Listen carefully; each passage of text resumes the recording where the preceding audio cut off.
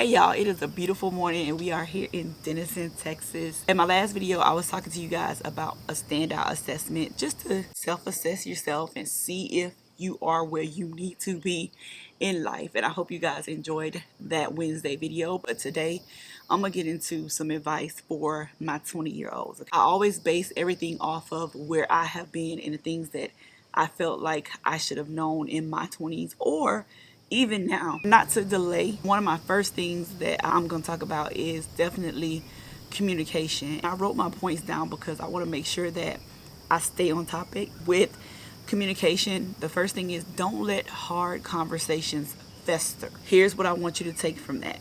Number one is talk directly to the person that you have a problem with. I put person/problem, whatever it is, just talk directly to the problem. Like, really give them that opportunity to be the first opinion, be the first voice that you hear in your head to sway you one way or the other. Okay, allow them to be able to explain what it is that they truly meant. Doesn't mean that they're not gaslighting you, just means you're allowing them to be that first opinion in your head. And you know what I mean by that, because others' opinion can sway you one way or the next. You're very vulnerable in the first moments when you're hot, when you're mad, and you just rambling off to somebody. Okay. Number two is, if emotions get too high, listen. Create a safe word and use that safe word to have a stopping point and then come back to the conversation. Reason being, I know it sounds like something out of a textbook, but when you are in a relationship with somebody and you're getting to know them, that means that you guys have come from two different backgrounds, two different worlds, and you're trying to mesh it together, which means there's going to be a lot of debate about who has what correct, and you both may be wrong. And so with that being said, it's okay to have your feelings and it's okay for your partner to have their feelings. No one's feelings are invalid, but you don't want to say something that you can't come back from. Remember, verbal abuse is real, from a woman and from a man. Create that safe word, come back to it, let the emotions die down, and do what you can. Do your best, okay? All right, number three out of communication is, do not let everybody in your business. Everybody is not deserving. For one, everybody is not on the same page as you. Everybody not in the same stage of life as you. And remember, no one has walked in your shoes, so no one has that answer. No one really has the answer. No one has experienced everything in that relationship like you have.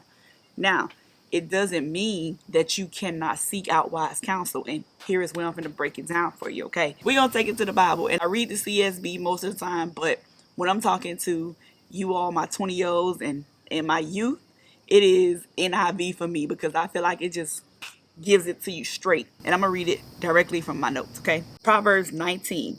Listen to counsel and receive instruction so that you may be wise later in life. That's the CSB version. However, what this is saying to you, straight out of the NIV version, is to take advice and accept discipline, and at the end of the day, you will be counted among the wise. Period. There were some things in there that you had to do. Now, the counter to that is going to be out of the NIV version. Like I said before, it's going to be Proverbs 14, and it's going to be, stay away from a fool, for you will not find knowledge on their lips. I'm going to let that sit in there for a minute.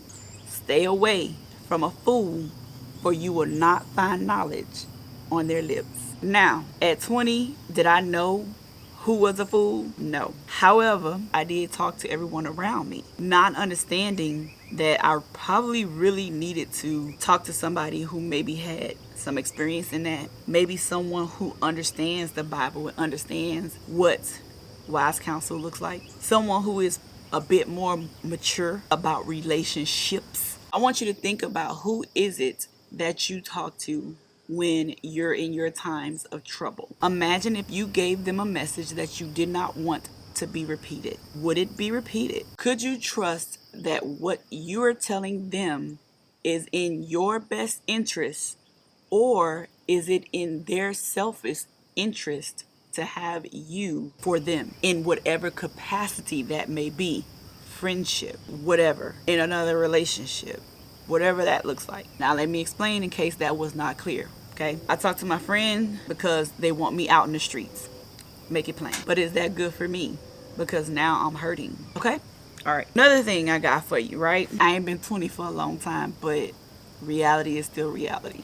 I'm just saying. Like I was saying, you know, I haven't been 20 for a long time, but the rules are still the same, right? And my next topic, I would say, my next topic of discussion is not necessarily a separate topic of communication, because it still falls in line with communication, but it's a little different to me than communication, because me personally, I always ask my husband for things. So I will say, when we first got into a relationship in our 20s, I would ask, can you wash my car? Will you bring me flowers? Can we go to dinner? And with my expectancy, it was for him to always pay for it, him to always take care of it. And he would never ask for anything back. Like, he would never really verbalize saying what he wanted. So for me, it was hard to understand what it was that he wanted reciprocated, which is one of my points. Reciprocating what it is that your partner wants sometimes may take a little, as you kids say it, finessing, I guess,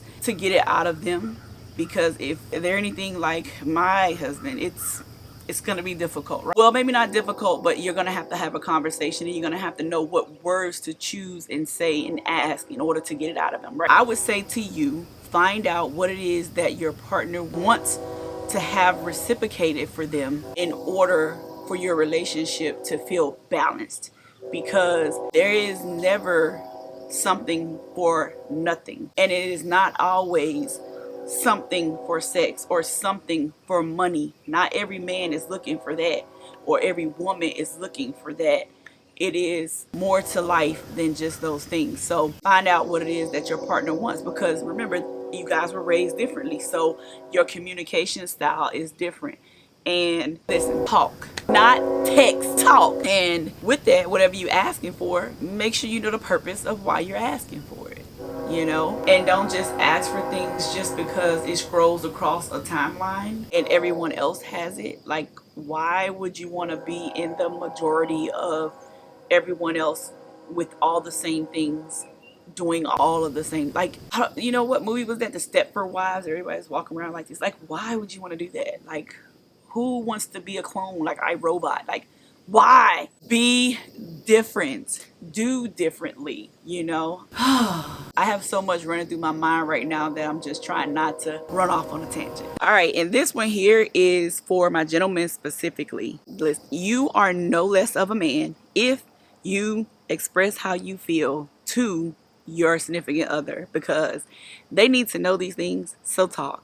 Express yourself. I know you need it to be a safe space, so ladies, make sure you give them that safe space, and do not regurgitate what they say to your friends or anyone else. Give it to God, give it to a journal, give it to yourself. But once it's there, you are their locking, and that's it. And if you keep doing that, you keep doing it repetitively, you will see just how much better your relationship will be, and then you'll begin to understand why they operate the way that they operate, and things will just run a lot more smoothly. But men are so secretive. They hold it all in because they have to wear so much on their shoulders, and it just doesn't make them feel good when they know that what they've told you in secret is being told back to your friend, their mom, or whomever else. So just be mindful. Okay, and y'all, listen, this right here is very important. Okay, relationships, they end. They do end. Okay, when you are 20, I don't know too many people in my life personally, and I'm just speaking for me personally, that have been in a relationship since they have been 20. Most of them will end, and you will pick up and you'll try again further on along in your life. Be okay with that. Be okay knowing that you might experience some heartbreak. You may go through some relationships in order to get built up to where God wants you to be with the person that you need to be with. So when it's over, just let it be over. Don't let toxic relationships keep you bound, because when you stay in a relationship longer than you're supposed to, you get hurt longer than what you're supposed to, and then you carry that hurt into your future relationship, because you get more than what you were supposed to get out of that relationship, which is the hurt, and God did not intend for you to carry into your next relationship, which is just a lesson. Okay, so stop, let it go, be done. And then another thing is that wise counsel that we talked about. I'm gonna say, whatever voice is in your ear, don't just count it as a voice that is, how do I want to put it? Don't just discount the voice. Okay, anyone that's really close to you and can see most of what you're doing, don't just discount what they're saying. If they're telling you that, hey, this is a thing, at least give the thing a look. Give whatever it is that they're telling you a look so that you can analyze it for yourself. I'm not saying that you have to do what it is they're telling you, but it is wise to at least take a look at it, okay? And then last but not least, I'm gonna just close this out because I'm not gonna make this too long because I could go on for days about relationship advice for people in their 20s, right? But don't isolate yourself from your friends and your family because you are in a relationship. That is called just being very codependent, and it becomes toxic. It creates kind of like that toxic environment because you no longer have outside relationships that you can lean on with other people because that person becomes your one. And then when you do go through like a breakup or some distances or some heartbreak, you don't know what to do or who to lean on because you have isolated yourself from everybody in your circle. So with that being said, don't do it. That's my advice. That's what I have. I hope you enjoyed. I know I just want to give you some visual effect because of where I am today. All right, y'all. I will see y'all in the next Wednesday talk. Bye.